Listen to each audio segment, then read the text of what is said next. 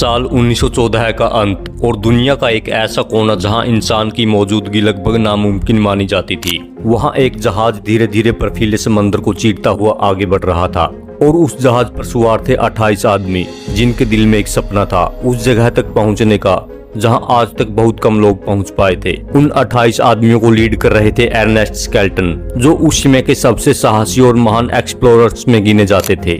उनका सपना था दुनिया के सबसे खतरनाक और अनछुए इलाके अंटार्कटिका को पूरी तरह पार करना, जिसके लिए उन्होंने इंपीरियल ट्रांस अंटार्कटिक एक्सपेडिशन नाम का एक ऐतिहासिक मिशन शुरू किया था, जिसका मुख्य उद्देश्य था पहली बार पूरे बर्फीले महाद्वीप को एक किनारे से दूसरे किनारे तक पैदल पार करना, जो उस दौर में लगभग नामुमकिन माना जाता था। और इसी मिशन को पूरा करने के लिए वो अपनी टीम के साथ एंड्योरेंस नाम के जहाज पर सवार होकर निकले थे। लेकिन गौर करने वाली बात यह थी कि अर्नेस्ट स्केल्टन ने उन 28 लोगों को किसी आम तरीके से नहीं चुना था, बल्कि कहा जाता है कि उन्होंने एक अखबार में छोटा सा विज्ञापन दिया था जिसमें लिखा था खतरनाक यात्रा के लिए लोग चाहिए, बहुत कम वेतन मिलेगा, कड़ाके की ठंड झेलनी पड़ेगी, महीनों अंधेरा रहेगा, सुरक्षित लौटने की कोई गारंटी नहीं, लेकिन अगर सफल हुए तो सम्मान और पहचान मिलेगी। हैरानी की बात यह थी कि इतने खतरनाक ऑफर के बावजूद सैकड़ों लोगों ने आवेदन किया, क्योंकि उस समय एक्सप्लोरेशन एक बहुत बड़ा रोमांच माना जाता था और लोग अपने नाम को इतिहास में दर्ज कराना चाहते थे।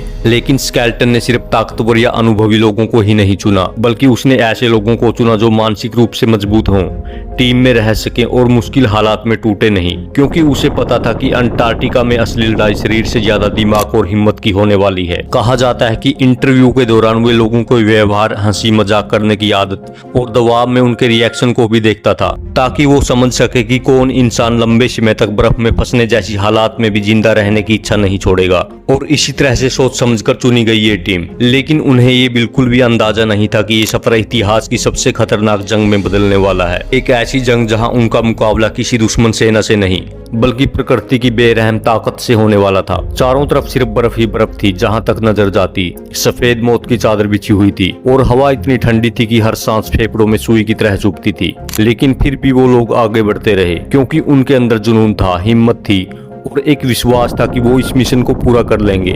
लेकिन कभी कभी इंसान का आत्मविश्वास ही उसकी सबसे बड़ी भूल बन जाता है। शुरुआत में सब कुछ ठीक चल रहा था, जहाज मजबूत था, उसका ढांचा खास तौर पर बर्फीले इलाकों के लिए बनाया गया था और कप्तान को इस रास्ते का अच्छा अनुभव था। इसलिए किसी को भी ये महसूस नहीं हो रहा था कि आने वाले कुछ ही दिनों में उनकी जिंदगी पूरी तरह से बदलने वाली है। वे एक ऐसे नरक में फंसने वाले हैं जहां से जिंदा लौटना लगभग नामुमकिन माना जाता है। दिन गुजरते गए और जहाज धीरे धीरे उस इलाके में प्रवेश कर गया जहां बर्फ की मोटी परतें समंदर को ढक रही थी और हर गुजरते घंटे के साथ ठंड और ज्यादा खतरनाक होती जा रही थी। लेकिन टीम का हौसला अभी भी मजबूत था, तब तक जब तक वो रात नहीं आई जिसने सब कुछ बदल दिया। उस रात अचानक आसमान काला पड़ गया, तेज हवाएं चलने लगी और बर्फ के टुकड़े तूफान की तरह उड़ते हुए जहाज से टकराने लगे। ऐसा लग रहा था जैसे प्रकृति खुद उन्हें रोकने की कोशिश कर रही हो, लेकिन इंसान अक्सर चेतावनियों को नजरअंदाज कर देता है और यही गलती उन 28 लोगों ने भी की। धीरे धीरे तूफान इतना भयानक हो गया कि जहाज को कंट्रोल करना मुश्किल हो गया और तभी समंदर की सतह पर कुछ अजीब होने लगा। पानी जमने लगा और बर्फ की परतें तेजी से फैलने लगी। पहले तो सबको लगा कि ये अस्थायी है, लेकिन कुछ ही घंटों में हालात इतने बदल गए कि जहाज चारों तरफ से बर्फ में जकड़ गया और अब वे आगे बढ़ने के बजाय एक जगह कैद हो चुका था। सुबह जब सूरज की हल्की रोशनी बर्फ पर पड़ी और सब लोग बाहर आए तो उनके पैरों के नीचे समंदर नहीं बल्कि ठोस बर्फ थी, जहां उनका जहाज अब पानी में तैर नहीं रहा था बल्कि बर्फ के बीच फंसा हुआ था। और यही वो पल था जब पहली बार उन्हें एहसास हुआ कि वो बहुत बड़ी मुसीबत में फंस चुके हैं। शुरुआत में उन्होंने सोचा कि ये कुछ ही दिनों की बात है, बर्फ पिघलेगी और जहाज फिर से आगे बढ़ जाएगा, इसलिए उन्होंने इंतजार करना शुरू किया।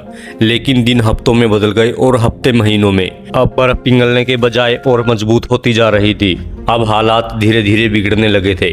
खाने का स्टॉक सीमित था और हर बीतते दिन के साथ उनका भरोसा और भी कमजोर होते जा रहा था। लेकिन सबसे बड़ा डर ये था कि अगर बर्फ और ज्यादा दबाव डालने लगी तो जहाज खुद ही टूट सकता था और अगर ऐसा हुआ तो वो लोग जमी हुई मौत के बीच अकेले रह जाएंगे। और फिर वही हुआ जिसका डर था।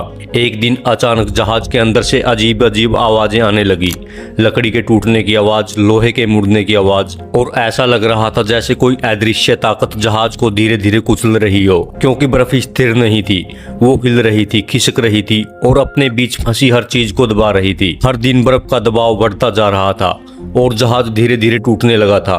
उसके मजबूत ढांचे में दरारें आने लगी थी और अब ये साफ हो चुका था कि अगर उन्होंने जल्द ही कोई फैसला नहीं लिया तो वो उसी जहाज के साथ बर्फ में दबकर मर जाएंगे। आखिरकार कप्तान ने वो फैसला लिया जिसने उनकी जिंदगी की दिशा बदल दी, जहाज को छोड़ने का फैसला। सोचो, जिस जहाज पर वो महीनों से रह रहे थे, उनका एकमात्र सहारा था, उसे छोड़ना आसान नहीं था, लेकिन उनके पास कोई रास्ता नहीं था क्योंकि अब जहाज सुरक्षित नहीं रहा, वो कभी भी पूरी तरह से टूट सकता था।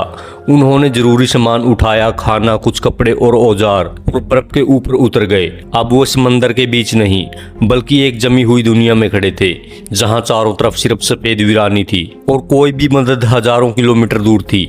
अब उनकी असल परीक्षा शुरू हुई थी। उन्होंने बर्फ पर टेंट लगाए और वहीं रहने की कोशिश करने लगे, लेकिन ये कोई सामान्य कैंप नहीं था। ये मौत के बीच बना हुआ एक अस्थायी ठिकाना था जहां हर दिन जिंदा रहना एक चुनौती थी। खाने का राशन धीरे धीरे कम होने लगा और उन्हें समझ आ गया कि अगर वो इंतजार करते रहे तो वो धीरे धीरे भूख से मर जाएंगे। इसलिए उन्होंने एक नया फैसला लिया, आगे बढ़ने का, किसी जमीन की तलाश करने का जहां शायद बचने का कोई मौका मिल सके। लेकिन ये सफर आसान नहीं होने वाला था।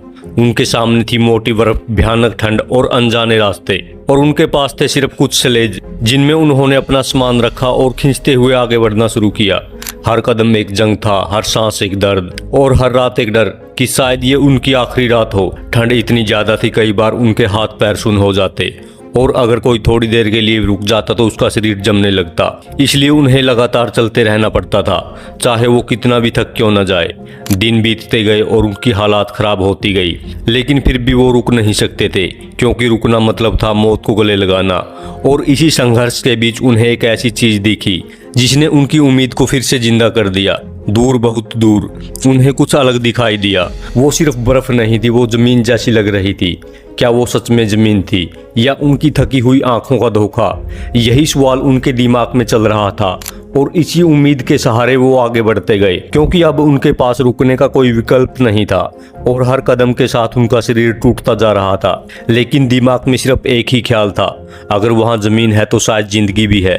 जैसे जैसे वो करीब पहुंचते गए उनकी सांसें तेज होती गई, दिल की धड़कन बढ़ने लगी और आखिरकार उन्होंने उस जगह को छू कर देखा तो उनकी आंखों में एक साथ राहत और थकान के आंसू आ गए क्योंकि वो सच में जमीन थी, एक छोटा सा बर्फीला टापू। लेकिन उस समय उनके लिए वही पूरी दुनिया था। उन्होंने तुरंत वहीं कैंप लगा लिए क्योंकि अब वो आगे चलने की हालात में नहीं थे। उनके पैर छिल चुके थे, कई लोगों के हाथों की त्वचा ठंड से फट चुकी थी और कुछ के शरीर में इतनी कमजोरी आ चुकी थी कि वो ठीक से खड़े भी नहीं हो पा रहे थे, लेकिन फिर भी वो जिंदा थे और फिलहाल यही सबसे बड़ी जीत थी। लेकिन ये राहत ज्यादा समय तक टिकने वाली नहीं थी क्योंकि जल्द ही उन्हें एहसास हुआ कि ये जगह भी पूरी तरह सुरक्षित नहीं है। चारों तरफ सिर्फ बर्फ थी, कोई पेड़ नहीं, कोई स्थायी आश्रय नहीं और सबसे बड़ी समस्या, खाना लगभग खत्म हो चुका था। अब उनके सामने सबसे बड़ा सवाल था, जिंदा कैसे रहा जाए।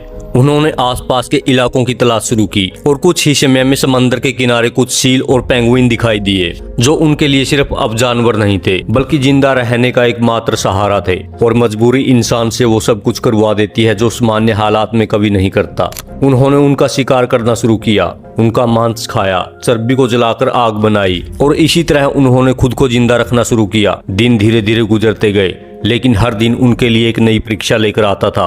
कभी भयानक तूफान उनके टेंट उड़ा देता, कभी कभी इतनी तेज ठंड पड़ती कि रात में सोते हुए भी मौत का डर बना रहता और कभी कभी ऐसा लगता कि अब शायद सुबह देखना भी नसीब नहीं होगा। लेकिन इन सब के बीच सबसे खतरनाक चीज थी निराशा। जब इंसान को यह लगने लगता है कि अब कोई उम्मीद नहीं बची तो वो अंदर से टूटने लगता है और यही उनके साथ भी होने लगा।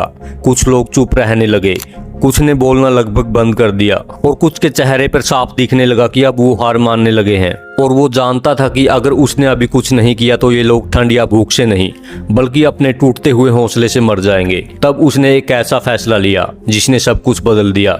उन्होंने कहा, हम यहाँ बैठकर मौत का इंतजार नहीं करेंगे, हम मदद ढूंढने जाएंगे। लेकिन ये आसान नहीं था। इसका मतलब था उस जमी हुई मौत के समंदर को पार करना, हजारों किलोमीटर दूर किसी इंसानी दुनिया तक पहुंचना, और वो भी एक छोटी सी नाव में बैठकर जो किसी भी वक्त पलट सकती थी। ये लगभग आत्महत्या जैसा फैसला था, लेकिन शायद यही उनका आखिरी मौका भी था। आखिरकार तय हुआ कि 28 में से कुछ लोग इस खतरनाक यात्रा पर जाएंगे और बाकी लोग यहीं कैंप में रहकर उनका इंतजार करेंगे, क्योंकि सभी एक साथ नहीं जा सकते थे। चुने गए कुछ लोग सबसे मजबूत, सबसे हिम्मती। और फिर एक दिन उन्होंने एक छोटी सी नाव को पानी में उतारा। समंदर अब भी खतरनाक था। बर्फ के बड़े बड़े टुकड़े उसमें तैर रहे थे। हवाएं बेरहम थी और लहरें किसी भी वक्त उन्हें निगल सकती थी। लेकिन फिर भी उन्होंने सफर शुरू किया। पीछे छूट गए लोग बस उन्हें जाते हुए देखते रहे, क्योंकि अब उनकी जिंदगी उन लोगों के हाथ में थी जो उस अनजान रास्ते पर निकल चुके थे। दिन बीतते गए, समंदर और भी खतरनाक होता गया। कभी तूफान उन्हें रास्ते से भटका देता, कभी ठंड इतनी ज्यादा बढ़ जाती कि उनके हाथ पैर जमने लगते, और कई बार ऐसा लगने लगा कि अब सब खत्म हो जाएगा। लेकिन फिर भी वो आगे बढ़ते रहे, क्योंकि अब पीछे लौटने का कोई रास्ता नहीं था। और इसी बीच एक रात ऐसा तूफान आया जिसने उनकी हिम्मत की आखिरी परीक्षा ली। मौत के मुंह से वापसी। उस रात का तूफान किसी डरावने सपने से कम नहीं था। आसमान पूरी तरह काला हो चुका था। लहरें पहाड़ों की तरह उठ रही थी और उनकी छोटी सी नाव उन लहरों के बीच एक खिलौने की तरह उछल रही थी।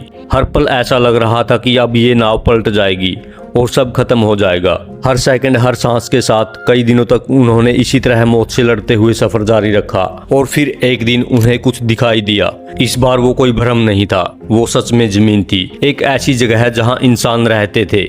जब वो वहां पहुंचे तो उनकी हालात इतनी खराब थी कि उन्हें पहचानना भी मुश्किल था।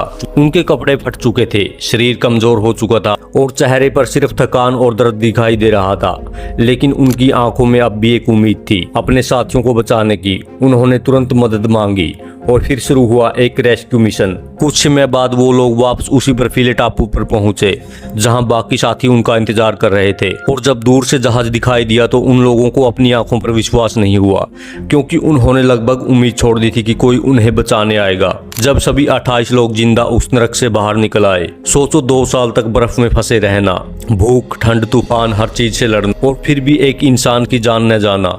ये सिर्फ किस्मत नहीं थी, ये हिम्मत थी लीडरशिप की, और सबसे बढ़कर जिंदा रहने की जिद। कभी कभी जिंदगी आपको एक ऐसी जगह फेंक देती है जहां से बच निकलना नामुमकिन लगता है, लेकिन अगर इंसान हार न माने तो वो बर्फ के बीच भी रास्ता बना सकता है।